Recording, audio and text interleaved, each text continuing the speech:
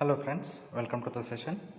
We are dealing with the experiments related to operational amplifier and linear ICs. Today we will be conducting experiment to generate the different shape waveforms using the op-amp.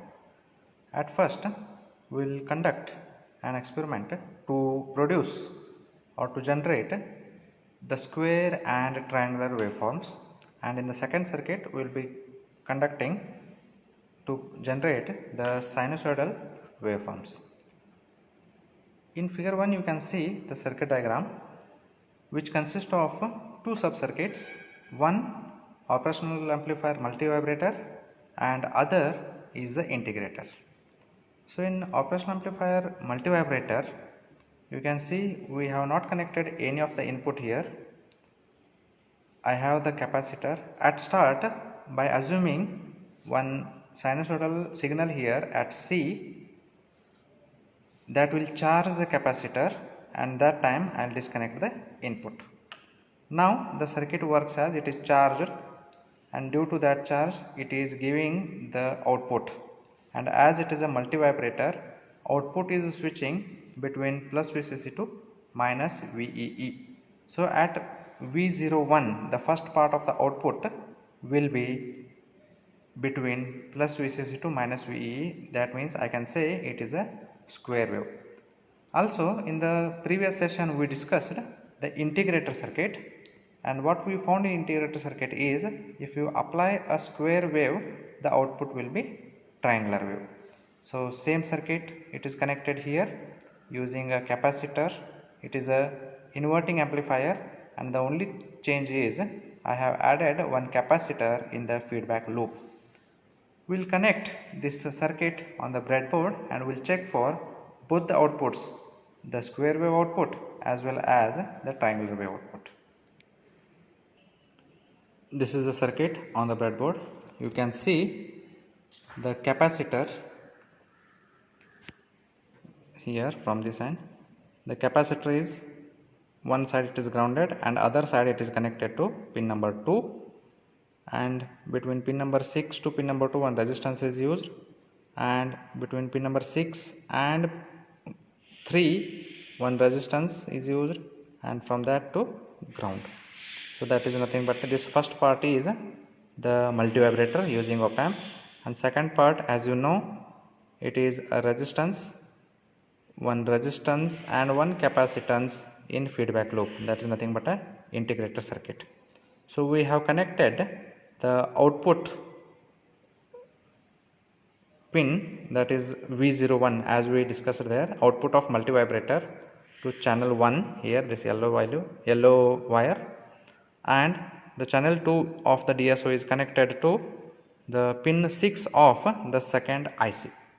Okay, so I'll just put on the supply and we'll verify the waveforms. So I'll put on the dual power supply as well as the DSO.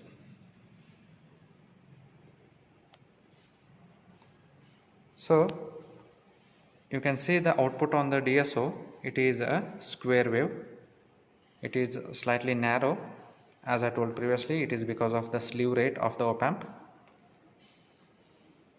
You can see I have not used any of the input to this circuit, but still it is able to generate the square wave on its own. Similarly, the second part of the circuit, that is the circuit related to this op-amp, that is the integrator, it will convert this square wave into the triangular wave.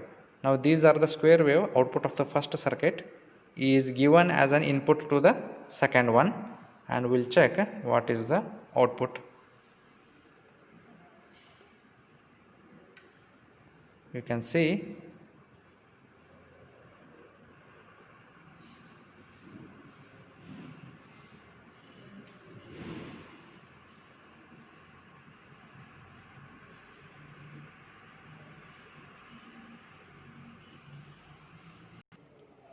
now it is clear. It is not exactly a triangular wave because of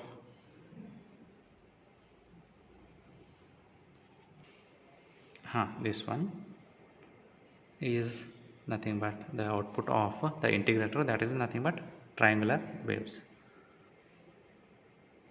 So both waveforms together, you can see the square wave as well as triangular waves on the DSO.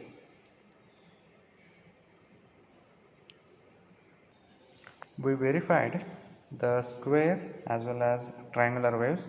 Now we will connect the op-amp circuit to generate the sine waves.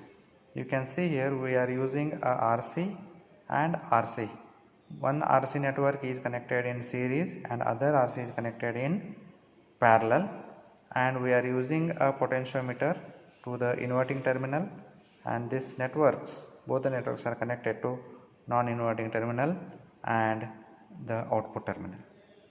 Here also you can see we are not using any of the input. You can see it is grounded and this is connected to these RC networks. We will connect this on the breadboard and we will check for the output waveform.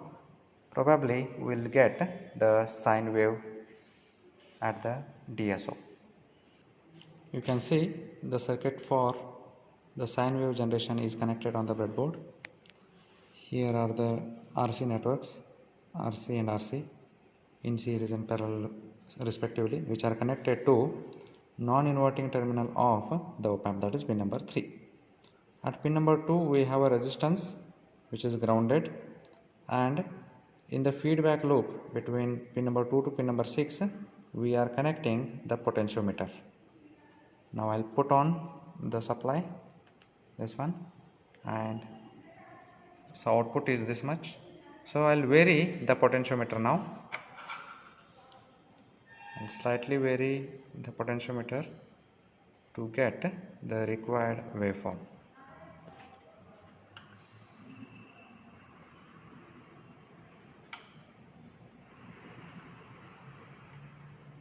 You can see the shape is okay. Now we are getting a sine wave. You can see here on the DSO, and when you can measure the frequency also. The frequency value is nearly 1.3 kilohertz. Now for the desired values of the resistances, that is in series and parallel, what we used the R and C combination. By changing those values you can design a sine wave generator using op-amp to produce different values of frequency. So we conclude that we can use the operational amplifier to produce square, triangular as well as sinusoidal waveforms. Thank you.